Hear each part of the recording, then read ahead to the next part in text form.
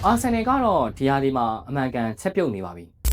ဒီဟာဒီမှာအာဆင်နယ်ဖလားမရရင်ဖလားရဖို့မရှိတော့ဘူးလို့ကျွန်တော်တို့ပြောမလို့ဖြစ်နေပါပြီပြီးခဲ့တဲ့ရာသီ3ရာသီဆက်တိုင်းဒုတိယလို့ဖြစ်နေဒီဇက်သိန်းခဲ့တဲ့အာဆင်နယ်အသင်းဟာပရီးမီးယားလိမှာပုံစံကောင်းတွေတောက်လျှောက်ပြသနေခဲ့သလိုဒီနေ့မနေ့ကစားခဲ့တဲ့ချန်ပီယံလိပွဲစဉ်မှာလည်းဒီဂျာမန်ဘလူးကြီးဘိုင်ယန်မြူနစ်ကိုအိမ်ကွင်းမှာ3ဂိုးနဲ့နိုင်ယူပြီးတော့အမှတ်ပေးစရာကိုဦးဆောင်လိုက်ပြန်ပြီဖြစ်ပါတယ်တခြားအသင်းတွေကိုနိုင်လို့ရှိရင်ဒီလိုကြီးကြီးကျွန်တော်ပြောနေမှာမဟုတ်ဘူးဘိုင်ယန်မြူနစ်အသင်းကိုအနိုင်ယူသွားခဲ့တဲ့အာဆင်နယ်ရဲ့ခြေစွမ်းကတကယ့်ကိုလက်ဖြားခါလောင်ကောင်းလို့ပါတယ်ဘာကြောင့်လဲဆိုတော့လက်ရှိအာဆင်နယ်အသင်းမှာအဓိကစားမ4ယောက်လောက်တင်ရရှိနေတယ်ဒီလိုအချိန်မျိုးမှာဒီနောက်ဆုံးကစားခဲ့တဲ့ပြိုင်ပွဲစုံ16ပွဲဆက်တိုင်းအနိုင်ရရှိထားခဲ့တဲ့ဘိုင်ယန်မြူနစ်အသင်းကို3ဂိုးနဲ့အနိုင်ရရှိခဲ့တာဖြစ်ပါတယ်အာဆင်နယ်အနေနဲ့ဒီဘရာဝိုင်းမာတွေက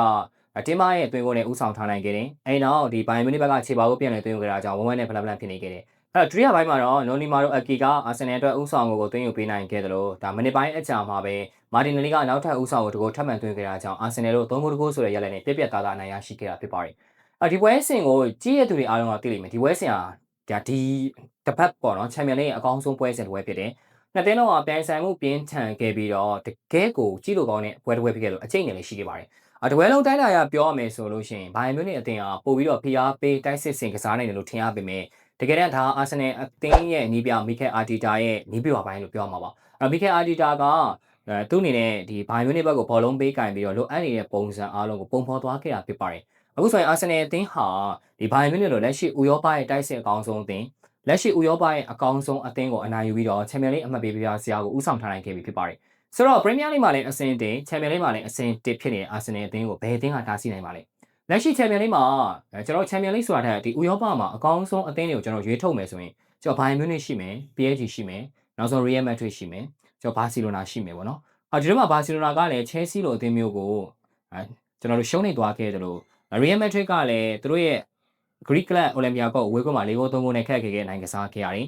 ဒီလိုအနေအထားမျိုးမှာအာဆင်နယ်ကသူတို့ရဲ့အိမ်ဝင် Emirates မှာဘိုင်ယန်မြူနစ်အသင်းကို3ဂိုး1ဂိုးနဲ့အနိုင်ရရှိလိုက်တာကကျန်တဲ့အသင်းတွေကိုပါသတိပေးပြီးသားဖြစ်သွားမှာပါဆိုတော့ပြီးခဲ့တဲ့ရာသီတုန်းကအိန္ဒိဆန်ဘွားနဲ့ဒါနေကြခဲ့တဲ့ဘွားကိုဖျက်ဆီးခဲ့ရတဲ့အာဆင်နယ်အသင်းဟာဒီရာသီမှာတော့တကယ်ကိုအရှင်ကောင်းကောင်းနဲ့ဖျက်ဆီးနေပြီလို့ပြောရမှာဖြစ်ပါတယ်အဆောင်ဝင်လာလို့ရှိရင်ခြေချော်တဲ့အာဆင်နယ်အသင်းဟာဒီရာသီမှာတော့ခြေချော်ခြင်းမရှိဘဲနဲ့ပုံစံကောင်းတွေတောက်လျှောက်ပြသနေတယ်ကျွန်တော်ထင်ပါတယ်ဒီပုံစံအတိုင်းသာဆိုရင်အာဆင်နယ်အသင်းဟာဒီရာသီမှာပရီးမီးယားလိဖလားနဲ့ချန်ပီယံလိဖလားနှစ်ခုတည်းကတစ်ခုကိုရသွားနိုင်တယ်လို့ဖလားနှလုံးကိုသိမ့်ပိုက်သွားနိုင်တာမျိုးလည်းဖြစ်သွားနိုင်ပါတယ်အာဆင်နယ်အသင်းရဲ့ဒီပွဲမှာအထူးသဖြင့်ချီးကျူးရမှာကအနီးပြမီကယ်အာတီတာရဲ့ကစားကွက်နီးပြအခင်းချင်းပါသူအနေနဲ့ဒဏ်ရာကစားမတချို့ရှိနေတာတော့မှဒီဘိုင်ယန်မြူနစ်အသင်းကိုအကောင်းဆုံးရှင်ကစားသွားနိုင်ခဲ့တယ်လို့ဒုတိယပိုင်းမှာလည်းမှန်ကန်တဲ့လူစားလဲမှုတွေပြုလုပ်သွားခဲ့ပြီးတော့လိုအပ်နေတဲ့အနိုင်ရလက်တွေလိုအပ်နေတဲ့အနိုင်ဂိုးတွေကိုသွင်းယူသွားနိုင်ခဲ့တာဖြစ်ပါတယ်အာဆင်နယ်အသင်းဟာဒါနီးပြကျွန်တော်ကစားသမားဘုံအဖွဲ့ဒီစုဖွဲ့မှု3ခုနဲ့ဒါမှန်မှန်ကန်ဒီရာဒီမှာချီတက်လို့ပြောရမယ်ပြီးခဲ့တဲ့နေရာဒီအပြောင်းရွှေ့ကာလမှာဒီ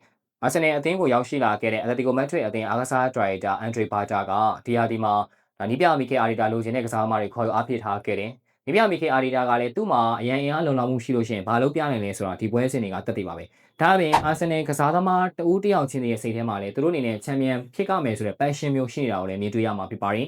ဒါကြောင့်အာဆင်နယ်အသင်းဟာဒီရာဒီမှာဒါပရီးမီးယားလိဖလားချန်ပီယံလိဖလားမဟုတ်ပဲနဲ့ဒီပြိုင်ပွဲစုံဖလားတွေကိုသိမ်းနိုင်ဖို့အတွက်အကောင်းဆုံးအနေအထားရောက်ရှိနေလို့ကျွန်တော်ကတော့ထင်တယ်ဒါပေမဲ့အာဆင်နယ်အသင်းမှာလည်းအားနည်းချက်တွေရှိနေပါသေးတယ်အဲ့ဒါဘာလဲဆိုတော့ဒီပွဲစဉ်မှာမြင်တွေ့ရတဲ့အားနည်းချက်တစ်ခုကတော့ဒေးဗစ်ရာပါဒေးဗစ်ရာသိတဲ့အတိုင်းပဲသူ့ကိုဂိုးပေါက်ချင်းချောင်းမလုံးနိုင်ဘူးဆိုရင်သူ့အနေနဲ့လက်စွမ်းကျဆင်းသွားတာကိုမြင်တွေ့ခဲ့ရတယ်ဒီပွဲစဉ်မှာလည်းဘိုင်ယန်မြူနစ်ဘက်ကကားရဲ့ခြေပါကုန်းမှာဆိုလဲရာရဲ့အားနည်းချက်ကိုကျွန်တော်မြင်တွေ့ရမှာဖြစ်ပါတယ်နောက်တစ်ခါအာဆင်နယ်အသင်းကအခုချိန်မှာ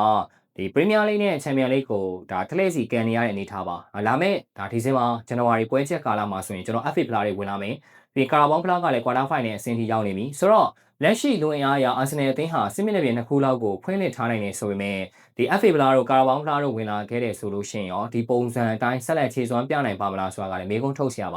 ါနောက်တစ်ခုကအာဆင်နယ်အသင်းရဲ့ဒီကစားသမားတွေရဲ့စင်စမ်းမပြတ်ခြေစွမ်းပြနိုင်မှုကလက်ကျန်ရာသီဝက်မှာဆက်လက်ထိန်းသိမ်းထားနိုင်မလားဆိုတာကလည်းစိတ်ပူကောင်းပါတယ်လက်ရှိလောလောဆယ်ခြေစွမ်းရအာဆင်နယ်အသင်းဟာ